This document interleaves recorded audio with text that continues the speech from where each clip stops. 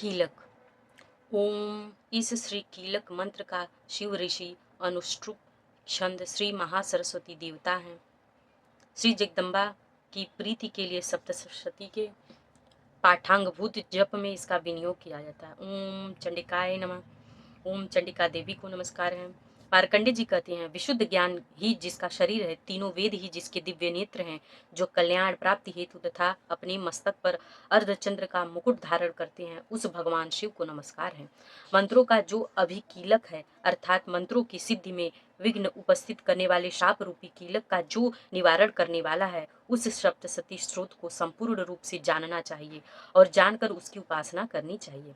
यद्यपि सप्तशती के सप्तशती के अतिरिक्त अन्य मंत्रों के जप में भी जो निरंतर लगा रहता है, वह भी कल्याण का भागी होता है। उसके भी उच्चाटन आदि कर्म सिद्ध होते हैं तथा उसे भी समस्त दुर्लभ वस्तुओं की प्राप्ति होती है।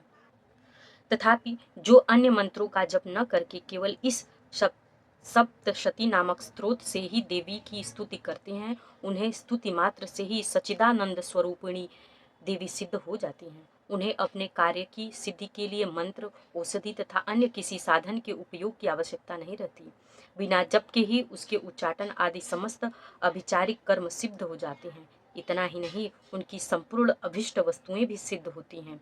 लोगों के मन में यह शंका थी कि जब केवल सप्तशती की उपासना से अथवा सप्तशती को छोड़कर अन्य मंत्रों की उपासना से भी समान रूप से यह कार्य सिद्ध होते हैं, तब इसमें श्रेष्ठ कौन सा साधन है। लोगों की इस शंका को सामने रखकर भगवान शंकर ने अपने पास आए हुए जिज्ञासुओं को समझाया कि वह सप्तशती नामक संपूर्ण स्रोत ही सर्वश्रेष्ठ एवं कल्याणमय है। तदंतर भगवती चंडिका के सप्तशती नामक स्रोत को महादेव जी ने गुप्त कर दिया। सप्तशती के पाठ से जो पुण्य प्राप्त होता है, उसकी कभी समाप्ति नहीं होती, किंतु अन्य मंत्रों के जपजन्य पुण्य की समाप्ति हो जाती है। अतः भगवान शिव ने अन्य मंत्रों की अपेक्षा जो सप्तशती की ही श्रेष्ठता का निर्णय किया, उसे यथार्थ ही जानना चाहिए।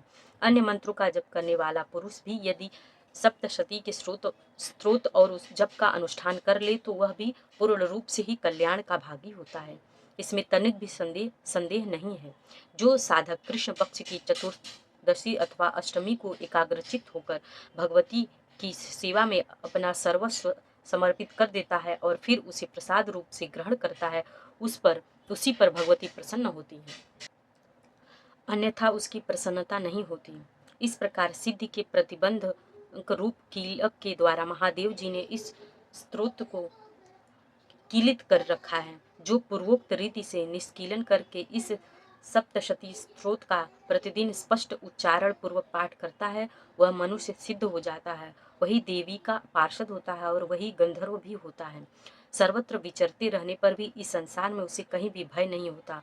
वह अपमृत्यु के वश में नहीं पड़ता तथा देह त्यागने के अनंतर मोक्ष प्राप्त कर लेता है। अतः कीलन को जानकर उसका परिहार करके ही सप्तशती का पाठ आरंभ करें। जो ऐसा नहीं करता उसका नाश हो जाता है। इसलिए कीलक और निष्कीलन का ज्ञान प्राप्त करने पर ही यह स्तोत्र निर्दोष होता है और विद्वान पुरुष इस निर्दोष स्तोत्र का ही पाठ आरंभ करते हैं। स्त्रियों में जो कुछ भी सौभाग्य आदि दृष्टिगोचर होता है, वह सब देवी के प्रसाद का ही फल है। अतः इस कल्याणमय स्तोत्र का सदा जप करना चाहिए। इस स्तोत्र का मंद स्वर से पाठ करने पर स्वल्प फल की प्राप्ति होती है और उच्च स्वर से पाठ करने पर पूर्ण फल की सिद्धि होती है। अतः उच्च स्वर से ही इसका पाठ आरंभ करना चाहिए, जिसके प्रसाद से ऐश्वर्य, सौभाग्य, आरोग्य, संपत्ति, शत्रुनाश तथा परम मोक्ष की भी सिद्धि होती है।